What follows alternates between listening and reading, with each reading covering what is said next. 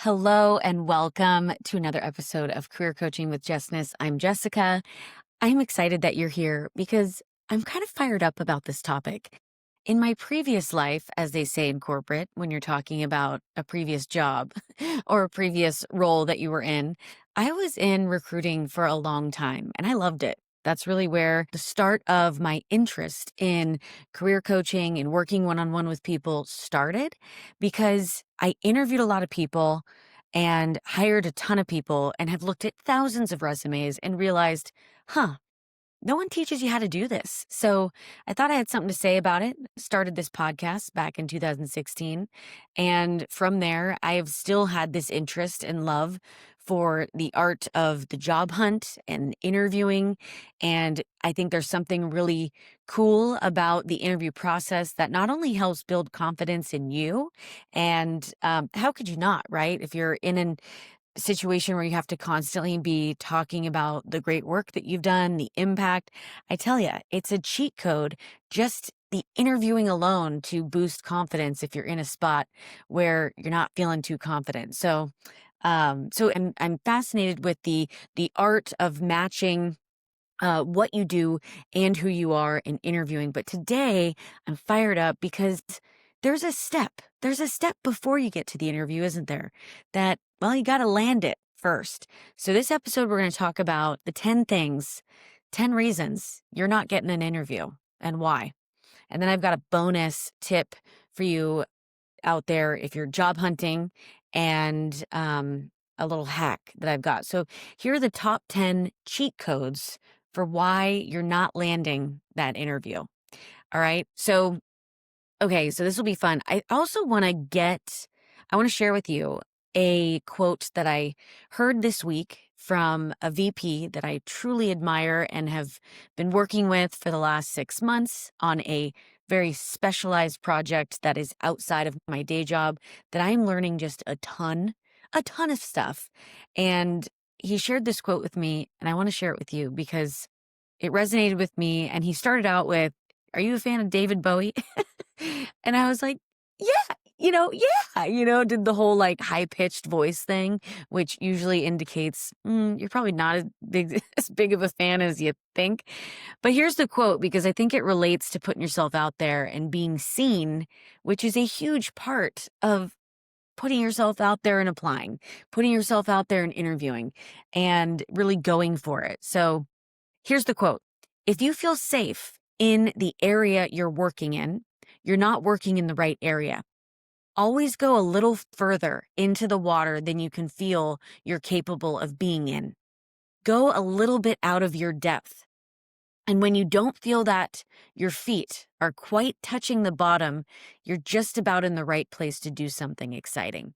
And that, my friends, is something that I have been feeling deeply with this project that I've been working on. But I imagine it's probably something that you're feeling as well when you're putting yourself out there and interviewing and applying. So let's get into the top 10 reasons you're not landing that interview. Number one, you're failing the pre screen questions. Period. Some jobs have pre-screen questions that are technical. Some have them that are personality based. When I was recruiting on some roles for a specific company in my past, they had a kind of like a personality test thing, and it helped to match certain qualities and characteristics of people to the job. So they were doing it. I don't know if they still do it or if that's even legal anymore. I'm not in recruiting anymore, but these are all very relevant still to this day. I'm just not specifically sure what part of the pre-screen, like personality based quizzing is like right or wrong now. But number one, there's some kind of pre-screen questionnaire and you're failing it. Okay. Number two, budget runs out internally.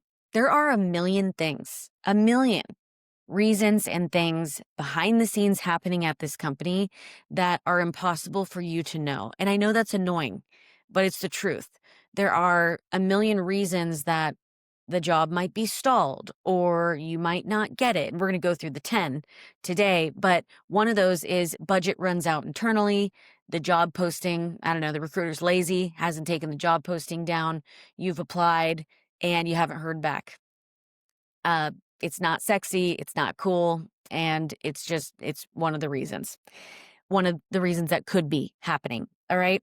Number 3, the hiring manager doesn't really know what they need. So this happens if the role that the hiring manager is hiring for is new. This happens if the manager is taking on a new team and hiring a skill set that they're not super well versed in. That happens all the time. At our company, we have 19,000 employees and around 1,900 managers outside of sales, sales managers and manufacturing managers. And just this week, I led a training for our new leaders. And I said, by show of hands, how many of you lead teams with people on it that are more technical than you? And 80% of the room raised their hand. So this is not uncommon. This is normal for a manager to be hiring a skill set that they aren't well versed in. And it is what it is. So maybe the manager doesn't really understand fully.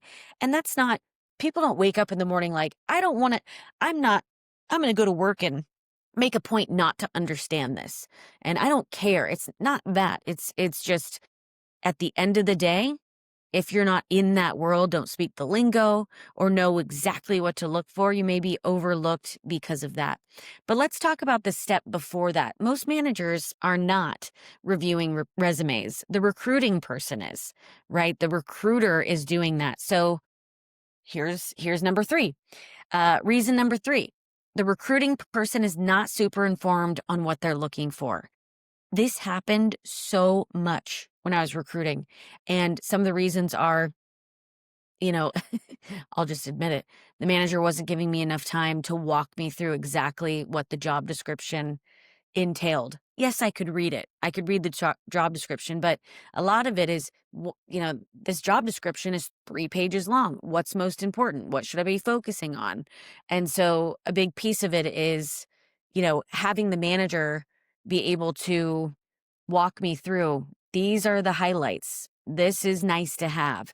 There are sections on job descriptions that say requirements and nice to have, which is good, but I need to hear that from the end decision maker, the hiring manager.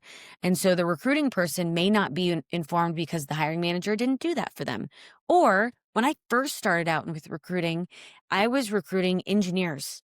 I am not an engineer. I went to school for events, special events, and tourism. I'm not an engineer. I was hiring mechanical engineers. I was hiring AutoCAD designers.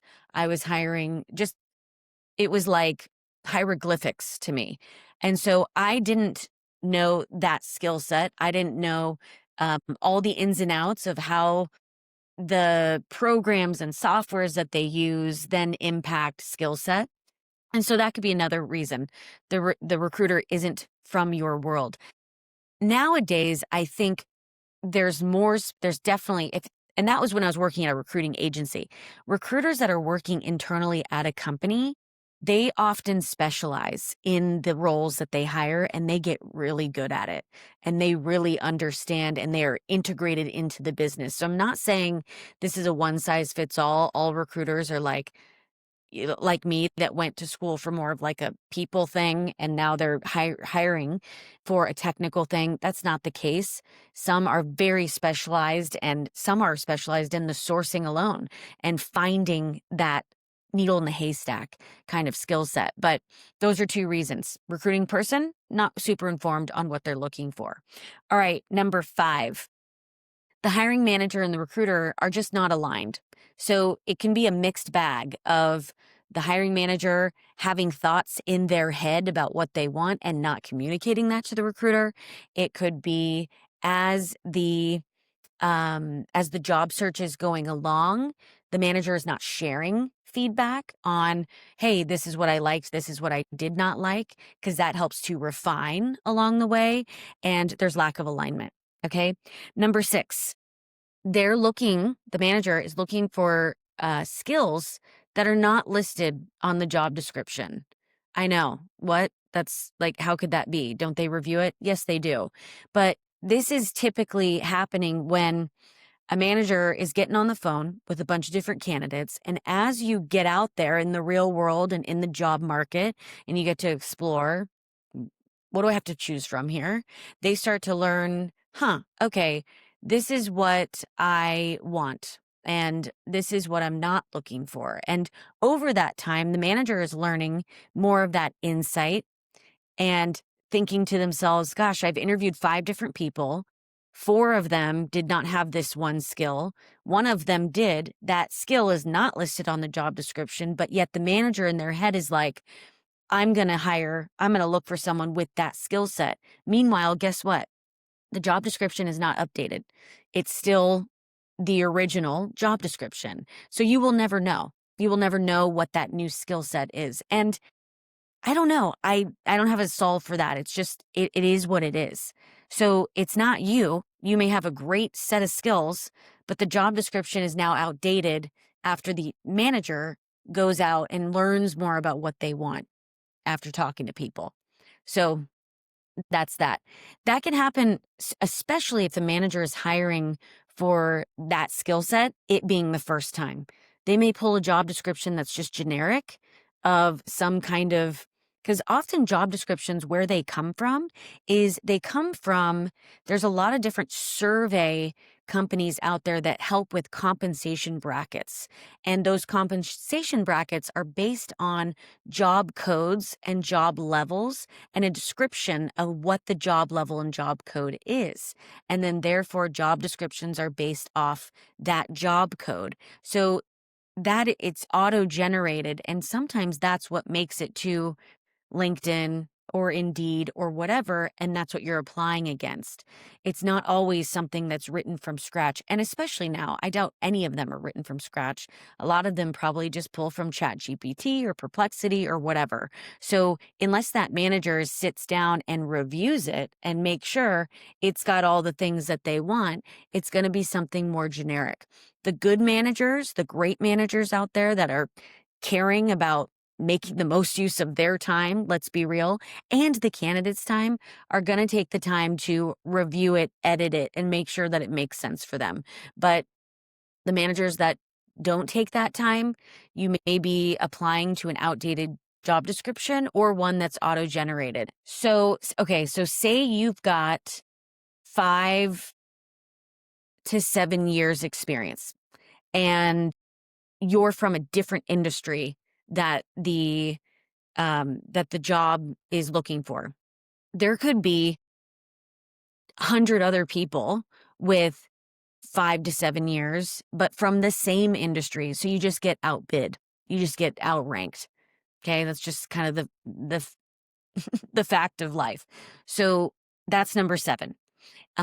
If you're going through checking all the boxes, I've got the 5 years experience they're looking for, but I'm from a different industry and there happens to be more people with 5 or more years experience from that same industry, it's a better match. And that's that. All right, number 8. The reality of you are competing with 100 other people. There's a lot of applications now for one job. You can see that on LinkedIn. You can see how many people apply for the job. I remember having total anxiety about that when I was applying to the gig that I work for now. And I was just like, my God, like there's 400 people, like me out of 400 people. It's overwhelming, but it's a numbers game. Don't give up. Keep applying. Keep applying. All right. Number 9, the person that is applying to 30 jobs a week is going to have more hits than you if you're applying to 30 jobs in 3 months. Do yourself a favor and settle in for the marathon that is applying for jobs. Build it into your week. Make applications part of your flow. Make it a game. Track it on your calendar. The things that I'm doing day in, day out, and I'm trying to track towards a long-term goal, I put it on my calendar. I have little icons where I do a star or an M for movement. I do a W for walk. I do an X if I'm writing. So it helps me to kind of look back on the week and say, what have I done? Okay, cool. I'm making progress in this area. That's motivating to me. I can see it. I feel the pain of having to apply every day, but I can look back and see I did myself a favor this week because I actually applied for the 30 jobs, or make it 10. Maybe your goal's 10 a week. Make it and run with that. All right, I did the 10. And then guess what? This episode is proudly brought to you by my second book, Thank You for Dumping Me, part memoir, part novel, part self-discovery journal. You can find it on my website, justnessrequired.com, or Amazon in print, Audible, or Kindle. Treat yourself, right? I met the goal of 10 applications this week. I'm going to get myself some DoorDash. Yay. Okay, maybe you did 15 applications. Get yourself some DoorDash and a pedicure or whatever it is for you, a new screwdriver. I don't know, new pair of socks or something like a good pair of socks, but treat yourself. Set milestones, meet them, settle in for the marathon, and know that it's going to be a marathon. Don't expect to apply to 5 and land one. Maybe it happens, but most likely it doesn't because of all these reasons. There's a million reasons behind the scenes as to why you're not getting the interview, getting that next step. Okay, reason number 10. Don't assume your resume is ironclad. It's not. Even if you had ChatGPT do your resume for you, or if you, God forbid, paid $600 for someone to edit it, please don't assume that your resume is gold, because it's not. And also, please don't pay somebody $600 to edit your resume. My goodness, I have seen thousands of resumes over my career, and I can tell you in the first 5 minutes the errors and things to tweak to make yourself more appealing. And guess what? My brain dates don't cost $600. So don't pay somebody. Please just don't do that. But don't assume your resume is ironclad, just like I'm saying, don't assume a job description is ironclad either. It's not. Okay, here's a bonus tip for job hunting. So, one of the things that worked really well for me with landing most of my jobs is professional stalking on LinkedIn. And that's where I look up who the hiring manager is for the job I'm applying for. I would look up the other team members on that team or in that department. I would guess. I didn't know who was on the team, but I would look up department names, specific keywords to find, okay, who is in learning and development at this company? Who is in recruiting at this company? Who is in marketing? Whatever your department you're applying for, start to weed through on LinkedIn. I used to do that and send messages. And it was effective because 3 years ago, it's when people were reading their messages. Now on LinkedIn, I don't know about you, I ignore them all. I ignore all of them because it's mostly spam or sales and whatever. And if someone really wants to get a hold of me, all of my contact information is listed on my LinkedIn. So send me an email and then I'll read it. But in-mails are out the window. So here's the solve. Because the professional stalking doesn't work as well, I'm not saying don't do it, but I'm just saying most people will ignore it. If they've got their personal email on there or their work email listed on their profile, go for it. Send them a note there. Just don't do the email thing or the in-mail thing, because it's outdated and it's just inundated and all of that. So the solve is start to build your personal brand online. Start building a presence. What does that look like? It means posting on LinkedIn. It means posting about what you know and how you know it, sharing your approach to your work, telling a story about what you're working on and why you enjoy working on that. Showcase your experience by sharing and posting. Maybe you make a goal of once a week, because here's the kicker. From recruiter to you, recruiters look at your profile. You probably have your LinkedIn profile listed on your resume. We look at that. And there is info on your LinkedIn profile that is not on your resume, which can really bring to life more of who you are, like who you're following, where you volunteer, your other connections. There's a lot more context on LinkedIn profile that can complement the what you do that is on your resume. So start to build your personal brand by posting and sharing on LinkedIn. That's what I have for you. Those are the 10, not 5, 10. Those are the 10 reasons that you're not landing the interview. Let me know what you think. What resonates with you? Send me a message on Insta. The link is in the show notes, but I want to hear what's going on out there. How often are you applying? or let's just boil down to one question. Because I know you're applying to many jobs and I don't want to overwhelm you, but what's the one tip that you are gonna put to action? What is the one tip that you're gonna put to action from this episode? And message me on Insta and let me know. And I'm rooting for you and good luck. And I want to say this too. No matter when you're interviewing or applying, there's never a perfect time in the year. Most people are like, "Oh, beginning of the year is awesome." I've been hired throughout all months of my career. Even my last gig that I landed was December 19th. Most people will say, "Oh, people don't hire during the holidays." Yes, they do. Yes, they do. So don't let that be a hindrance, and don't wait until the new year or the new quarter or summer or winter or fall. You're just putting it off. So just get after it and go for it. All right. On a future episode, I'll see ya.